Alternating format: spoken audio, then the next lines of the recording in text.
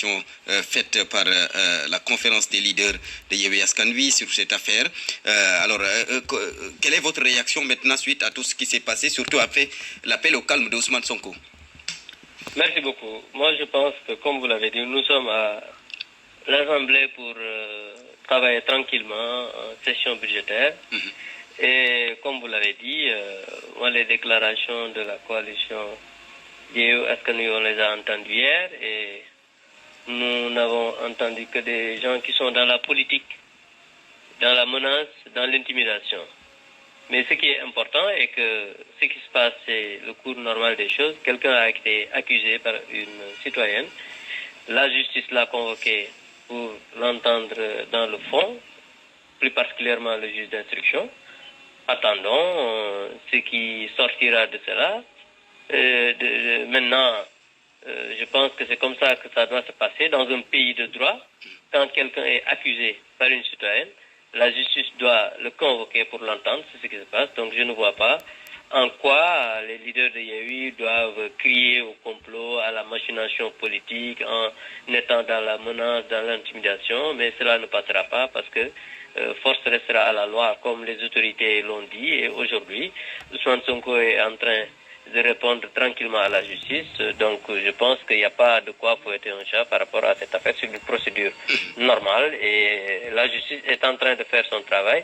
Il y a le temps de la justice et le temps de la politique. Quand ils veulent faire de la politique, ils n'ont qu'à attendre le temps de faire de la politique. Maintenant, c'est la justice qui est en train de faire son travail. Pourquoi crier au complot ou à la machination ou faire de l'intimidation? Ça n'a aucun sens. C'est pourquoi les leaders de Benno se sont prononcés hier aussi pour non seulement appeler au calme, mais aussi demander à la justice de faire son travail et de répondre quand même à ces accusations politiques qui n'ont aucun fondement. D'accord. À la lumière des événements passés, on a vu l'affaire et les leaders l'ont cité d'ailleurs, l'affaire Khalifa Sall, l'affaire Karim Wade. Est-ce que leur position aussi ne peut pas être, ne peut pas être comprise dans la mesure où, ils pensent que c'est pour juste liquider un adversaire politique? Mais toutes ces personnes que vous avez citées ont eu maille à partir avec la justice. La justice a fait son travail, les a condamnés et les charges ont été là et les gens se sont prononcés parce que la justice est rendu au nom du peuple sénégalais. Après, chacun a dit son point de vue. Mais ça n'a absolument rien à voir. Cette affaire, c'est une affaire strictement privée. C'est une citoyenne qui a accusé quelqu'un de viol, de menace de mort. Qui a accusé un citoyen, oui, mais pas n'importe quel citoyen. Mais un citoyen, c'est un citoyen. Il n'y a pas un n'importe quel citoyen, un citoyen ordinaire ou un citoyen. Un citoyen est un citoyen. Et personne n'est au-dessus des lois et des règlements de ce pays.